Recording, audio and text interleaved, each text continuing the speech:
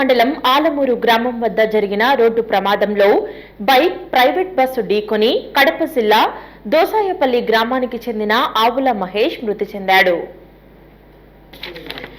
పాణ్యం మండలం ఆలమూరు గ్రామంలో శుక్రవారం జరిగిన రోడ్డు ప్రమాదంలో కడప జిల్లా దోసాయపల్లి గ్రామానికి చెందిన ఆవుల మహేష్ మృతి చెందాడు.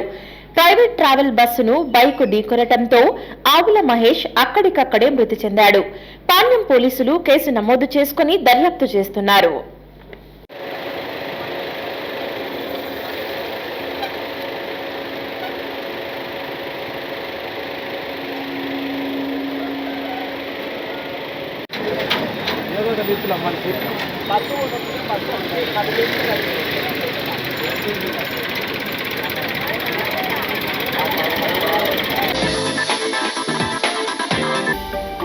హలో అండి, నేను మీకు Rakshitha. Please do subscribe to Nandyal communications.